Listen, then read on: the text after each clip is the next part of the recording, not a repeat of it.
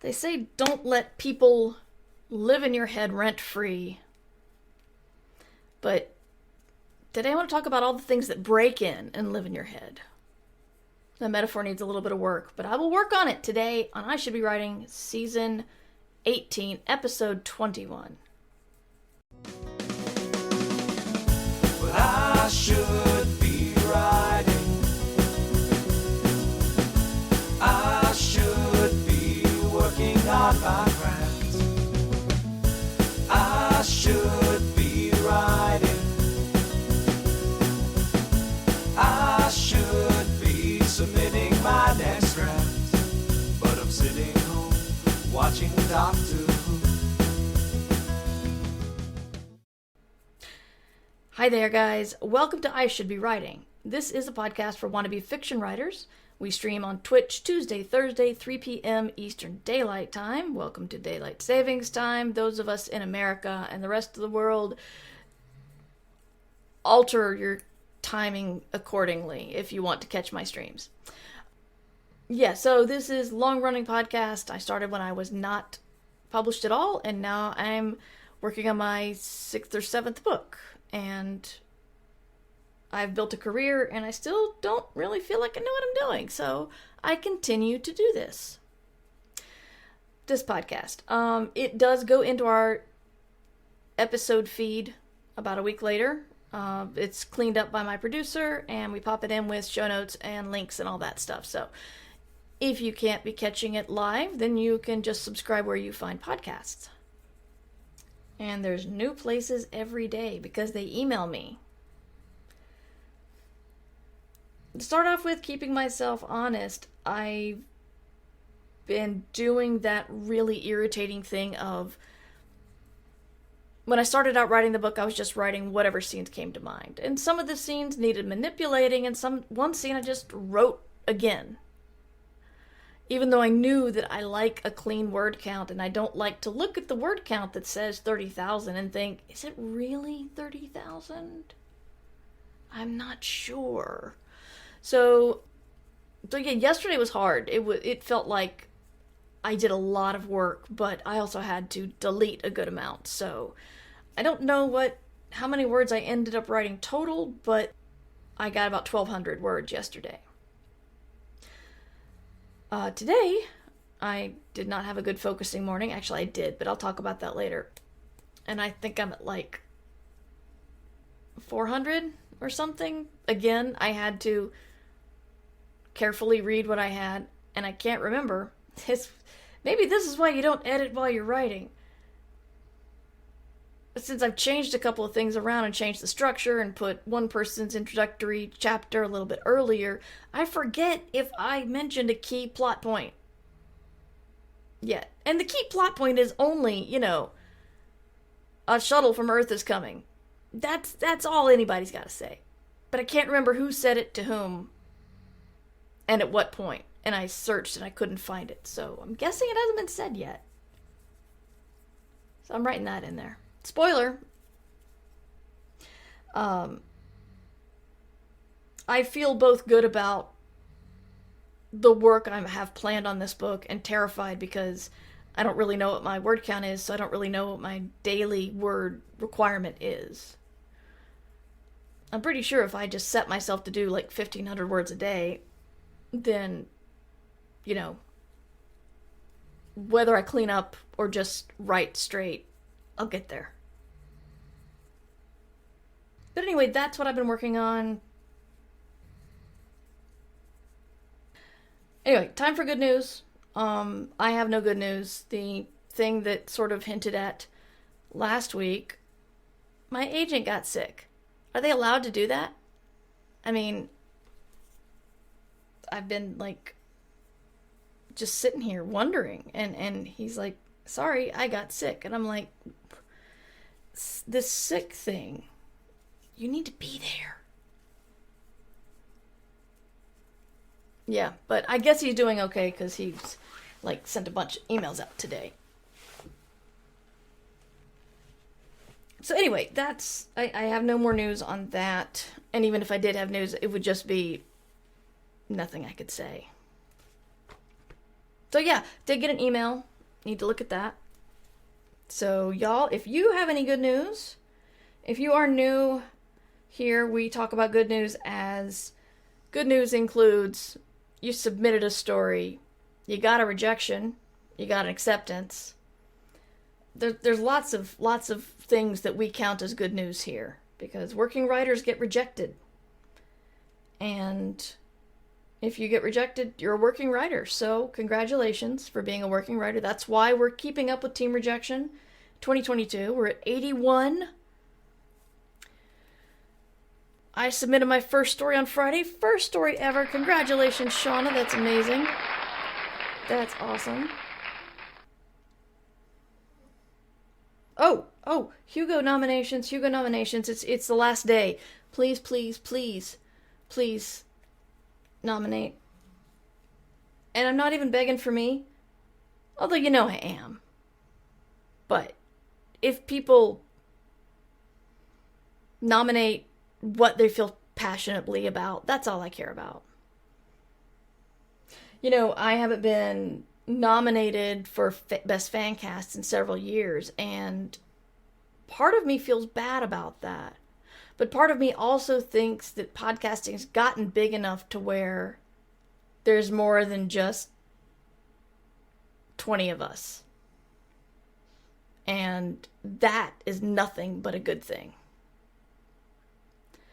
And also, for a bit of subversion, if you have any space on your best dramatic work short, I recommend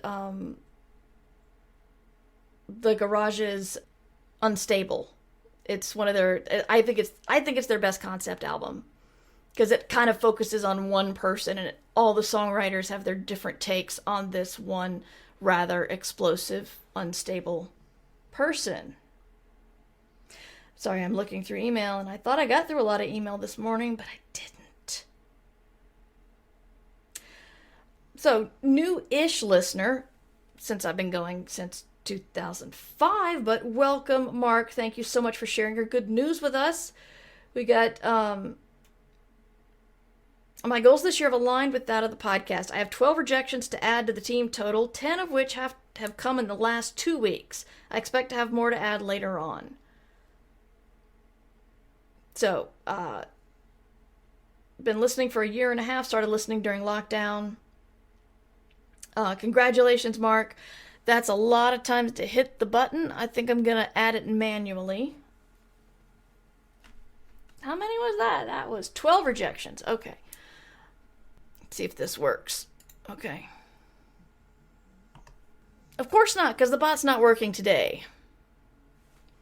All right, Mark, we will write that down, and I will update the rejection counter soon. You gotta nominate. There are zillions and quillions of SF readers and like 1,500 people who vote for the Hugos, let alone nominate. Exactly. Which is why I'm trying to get the Garages on. My book designer, hang on. That's my new book. It's coming out in October. The cover is drop dead gorgeous. That pro artist designer is Will Stahle. One of you looked up the pronunciation for me. Staehle. And I'm hoping to get him on the ballot. Hey, Tish. Good to see you. Hey, waving. Hello, Tish. I can do this. Do you need a membership to nominate or just to vote? Both. If you had a membership to Discon, you can nominate for ChiCon. But to vote for the actual Hugos, you need a membership to ChiCon. And I understand if people don't want to do supporting memberships. I don't think we promote what exactly your Worldcon thing gets you. We'll talk about that in a minute.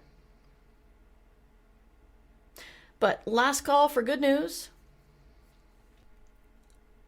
Okay, I'll talk a little bit about the changes in Escape Pod. As I mentioned, I don't talk a lot about my each job because I try to keep them separate in my head. But there's enough news at Escape Pod happening now. My good friend, co-editor, and organized queen to my disorganized jester is Divvy is leaving Escape Pod. She has her 7 years. She decided was enough, and she's got her health to worry about because of the pandemic. So she'll be leaving, but we're very glad to announce that replacing her will be Valerie Valdez. In chat, she is The Kids Are Asleep, and we've been, working together and meeting and talking about stuff for a couple of months. And I've known Valerie longer than that, but we've been meeting on a professional level for a while, and I fully believe that the transition will go smoothly because Divya went and found someone who's like her. So I am so grateful. So grateful. So very grateful. So yes. Very sad that Divya is leaving, but excited to work with Valerie. So congratulations, Kids Are Asleep. I am here to protect Mur from spreadsheets. Exactly. Yes. They bite, man. Change one number and everything blows up. Maybe I shouldn't have bought the explodable spreadsheets. I don't know. But anyway, there's that. Want to remind people again, because it's awesome, that Preemi, Mohammed, and Divya both got Nebula nominations. A lot of people look at the Nebula nominations when they're trying to consider what to nominate for the Hugos. I'm just saying. Just saying. And yes, Preemi is our assistant editor at Escape Pod. So we're very, very proud over at the Escape Artists area. So there was that. So there were a lot of things that just flew through my head. It's scaring me as I learn more and more about ADHD how... Well, I guess it's not scaring me. Learning about why when you say to yourself, like you're standing outside yourself, what are you doing? You have a deadline. Why are you editing blog posts to make sure they're all consistent? No one cares except for you. And probably because you're doing something other than writing. I was thinking about last week's episode about task avoidance, and for me, I think it goes deeper. It goes deeper than just task avoidance because, it's the when I try to start a new habit, I get this sinking feeling that, okay, yeah, I'm doing it now, but there's no way I can keep this up. And that kind of self-talk is bad. It's bad. You shouldn't be doing that to yourself. I shouldn't be doing that to myself. So, I got up to go running this morning, and I was proud of myself for a moment, and I'm like, I'm not going to keep this up. I'm not going to be consistent. And that also is not good. So I'm trying to figure out, task avoidance to stop crapping on yourself in the future. But I realized that when you do these little tasks, your brain gets a hit of dopamine. You don't know it because you don't really feel it, but you know some sort of sense of satisfaction's happening, and it wants to keep on cleaning up these websites. I finally decided on going with Streamlabs instead of Redbubble, so I went back to change my links for my merch sites. And then I realized, well, Amazon kicked me out of the affiliate program because I'm not selling enough. So I removed all my affiliate links. And then I realized I messed up a couple of the numbering. And that was my morning. And I was in my head saying, what are you doing? Stop doing this. And I think it's the little bit of dopamine. I am being productive. I am getting stuff done.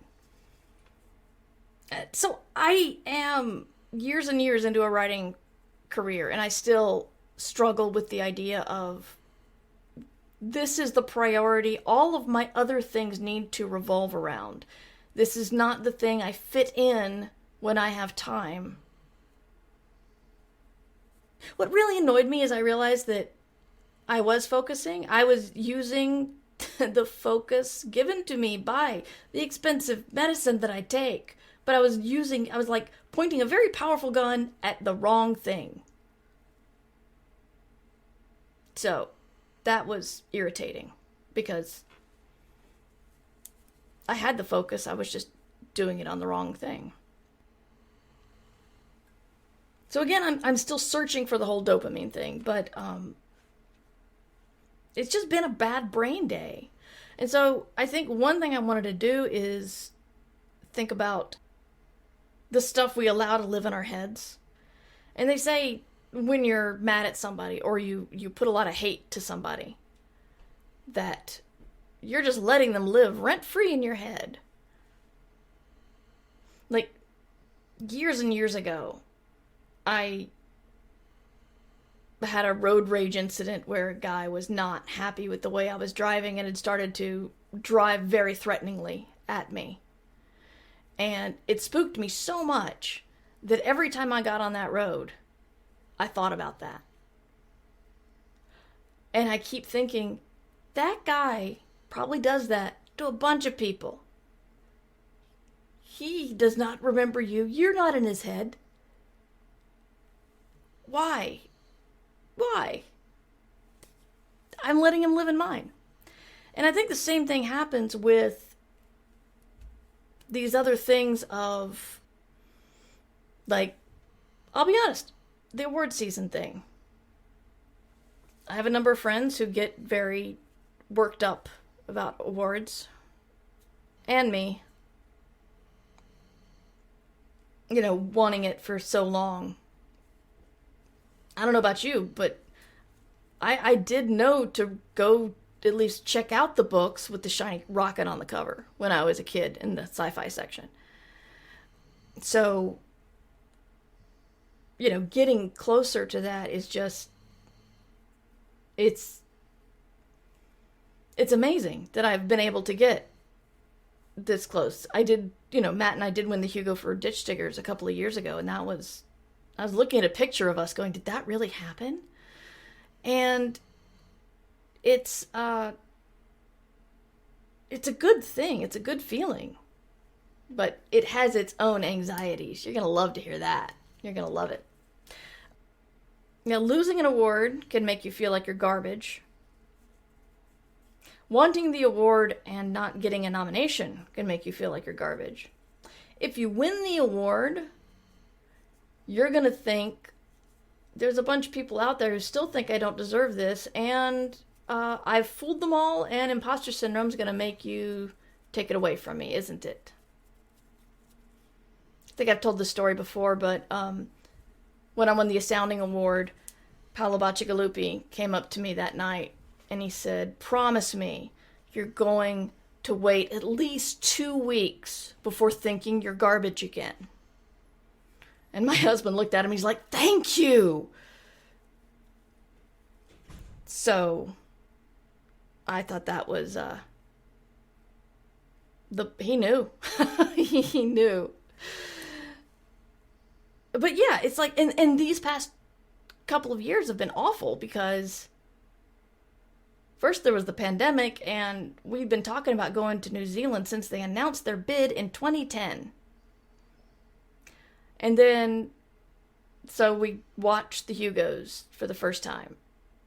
And then last year, they did everything the same, which is nominate early, and then vote over, nominate early, announce around Easter, and then leave the voting open until Worldcon, which was in December. So we had 8 months of being a nominee last year, which was another little bit of weird stress I didn't need. That was strange. And then the Hugos happened on December 18th, and then they opened again. Nominations opened again the next month. So it's like, that is a thing that lives in my head. and it shouldn't. Especially because, you know, I've had the experience, and it's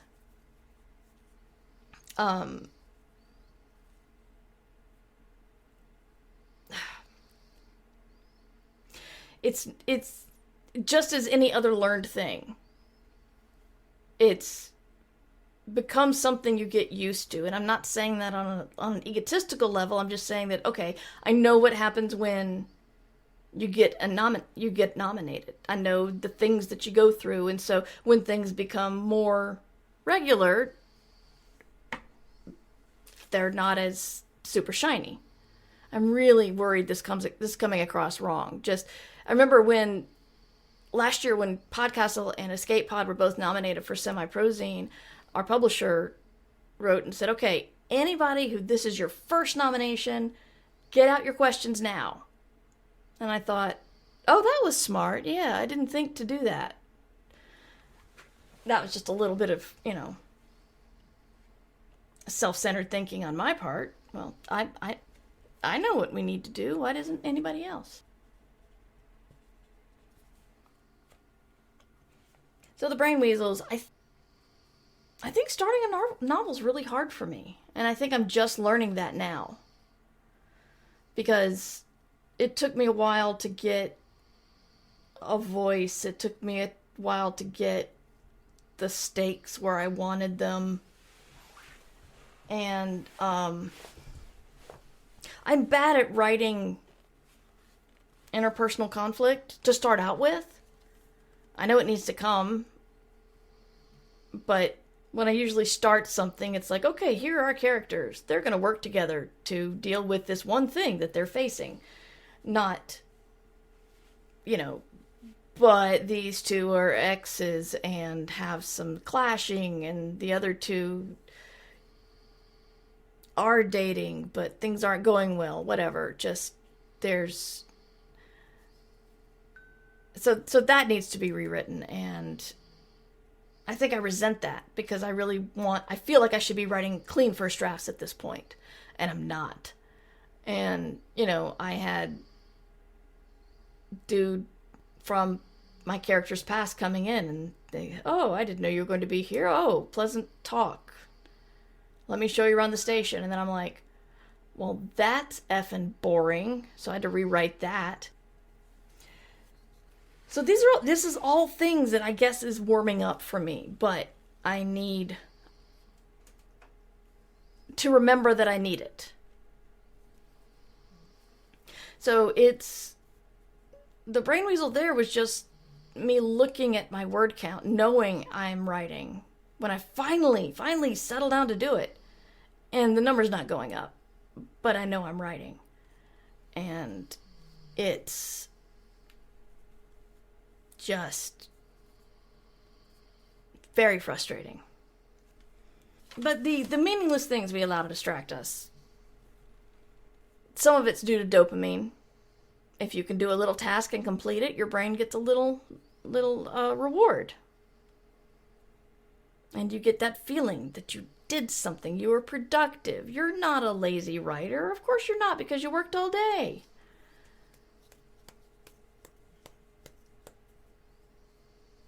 And I think probably I expect too much of myself.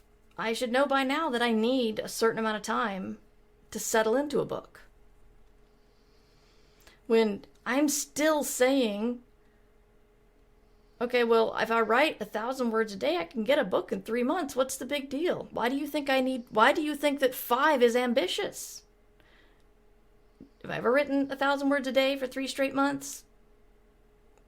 Maybe back in the magic spreadsheet days, but definitely not recently. Another thing you should not allow to distract you, and people might disagree with me on this, but I don't care, is reviews. I think some people like reviews because bad reviews fuel them. Some people even take mean things people say about them and wear it as a badge of pride. But I'm the kind of person that when I read a negative review, I'm pretty much done for the day and very sad. But whether you're tough or not, it's academically pointless. It is logically pointless to read reviews because there's nothing you can do.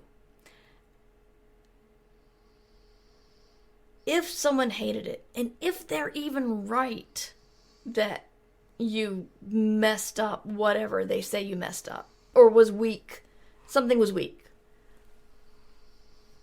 there's nothing you can do. If you're self-published, there is something you can do, but you gotta ask yourself, how many times are you gonna do that? How are you gonna decide who is worth changing your novel for? Changing your published novel for? It was in the news when Are You There, God? It's Me, Margaret updated the novel to be more timely because women don't wear sanitary belts anymore. We weren't doing it when I was a kid and I read that book and I had no idea what they were talking about. It was news when they went and changed the words in that book. And the thing to remember is when people aren't going to like your book, people are different. You can either go to Amazon or Goodreads and read all the 1-star reviews that best-selling authors get. You can remember that you can't get a bell curve until you get a good number of people in the sample. Like 2 5-star reviews, and those are your only reviews, that doesn't tell people a lot. Once you get a good amount of people, you're going to develop a bell curve where most people think it's pretty good. And there's going to be a handful at one end thinking this is dreck, I wouldn't even start a fire with it. And there's other people who would say this has changed my life forever. So if you get a bad review, think about it that way. You're going to get somebody on the downside. You just are. And it probably means that more and more people are checking out your book. One thing that's bothering me mostly today is that I know I'm behind on my book, and then I'm not terribly behind, but I also have other things I'm behind on, and I get panicky. And I worry about everything and achieve nothing. And it has happened here as I'm sitting here with a marker in my hand making notes as I talk. I've thought of a couple of things I wanted to talk about that left. They're gone. They left. Bye-bye.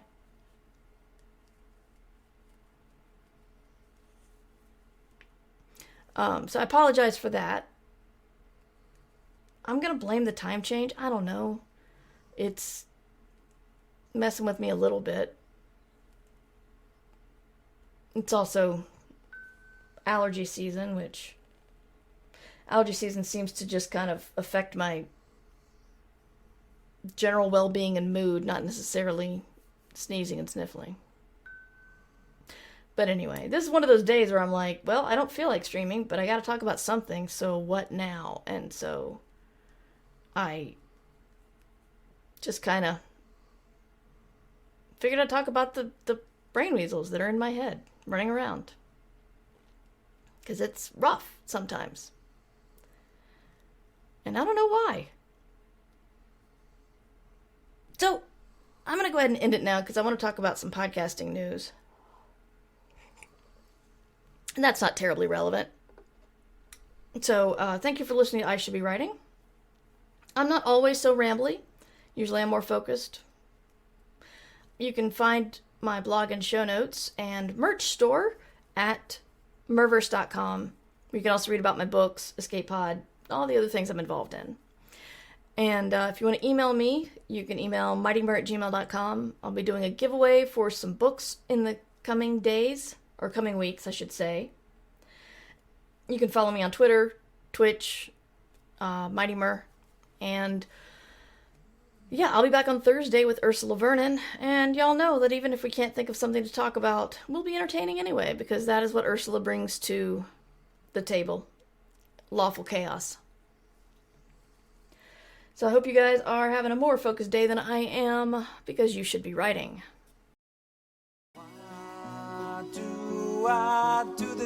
I Should Be Writing is available to you under a Creative Commons Attribution Non-Commercial No Derivatives license. Theme music by John Emilio.